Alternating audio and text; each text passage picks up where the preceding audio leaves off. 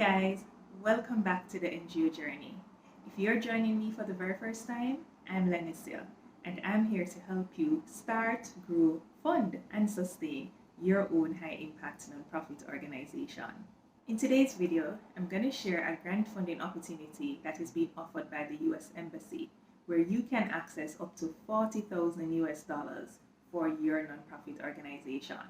So if you have a project that you want to implement and you're looking for funding, then you want to watch this video until the end. So the US Embassy is doing their annual call for proposals under the Public Diplomacy Grants Program. They have shared the notice of funding opportunity on their social media pages.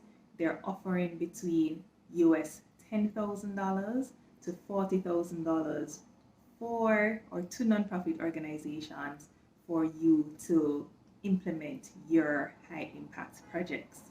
So now the call for proposal is being done in 2 rounds. Round 1 is a concept note where you are asked to submit basic information about your project, and if you are shortlisted or selected, then they will ask you to submit the full proposal. So let's look at what is required for the concept note. In round 1, your project concept note, you are required to submit a summary of your project.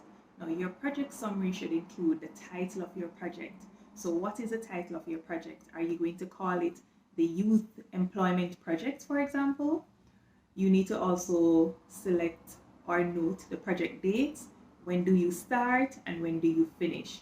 Now this proposal, I believe they're looking at projects anywhere between 6 months to 12 months. So what is your start date and what is your end date for your project? Now this one to look at the priority program areas, and we're going to go to that shortly. And you also want to submit your proposed project location and your participants. So your project location is where will you implement the project? So are you going to implement the project in Kingston, Jamaica? Are you going to implement it in Trelawney? And who are the participants of the project? Is it a project for students? Is it a project for unattached youth? You need to state that in your concept note. So let us go to the priority areas on addressing climate crisis, responding to natural disasters, conserving nature, water security, sustainable agriculture, reducing harmful pollutants, energy resilience, and renewable energy. Then that is the priority area that you would state. The second priority area is combating financial scamming and other criminal activity. So if you have a project that is focused on addressing corruption and money laundering, improving police and public relations, appreciation of the law, programs to teach digital literacy and detect financial scamming, and promoting behaviors that increase community safety, then you can go ahead and apply under that priority area. The third priority area is programs for at-risk youth.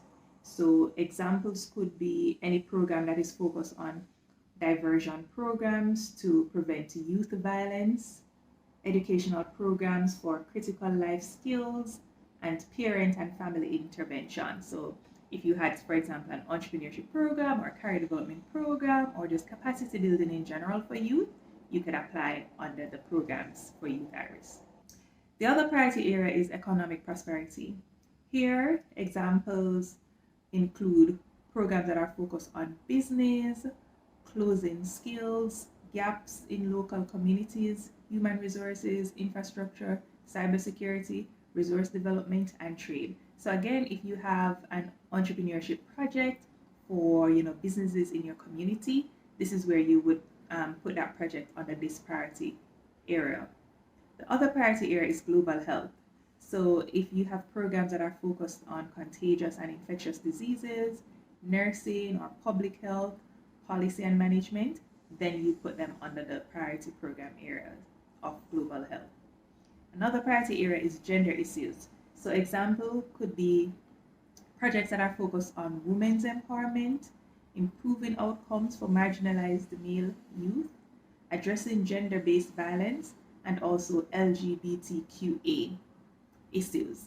So if you have programs that fits in any of these areas, then you want to put them under the gender issues.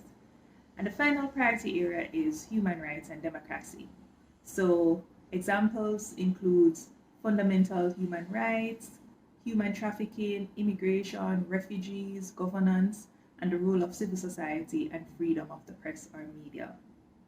So you may find that your project will fit into more than one priority areas, and that is okay. What you need to do though is to select the priority area that stands out most for your project. So if you're doing a youth entrepreneurship project, if it is for youth at risk, the priority area that you would highlight is youth at risk, but of course you know that your project is also looking at economic development. You will also need to submit your applicant information as part of your submission. So what should be included in your applicant information? Your contact details, so you need to include your name, maybe your position in your organization, the name of your organization, your email address, and your contact number.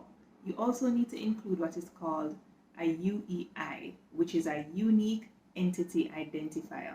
Now, this number is actually issued on the system for award management, which is called SAM. You can register to get your UEI, your unique entity identifier number, on sam.gov, and you follow the instruction. There's actually a guideline there. You can follow the instruction to register your organization, to get your UEI, and also to register your organization so you can get what is called your NCAGE number. Now, it's very important that you go onto sam.gov and you register your organization and you apply for your UEI number. You won't be able to access any grants from the US government without your sam.gov registration as well as your UEI. Now, it may take a little while for you to complete the application, so I would recommend that you put aside, some time, maybe at least 30 minutes to an hour to complete the application. They will ask you questions about your organization, so you need to complete that. You will get your UEI number, and then your registration status within SAM would be processing, right, or registration submitted. You can submit your concept note without completing the SAM registration process, but you will need your unique identifier number, which you get upon registration.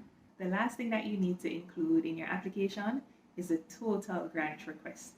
How much money are you asking for your project?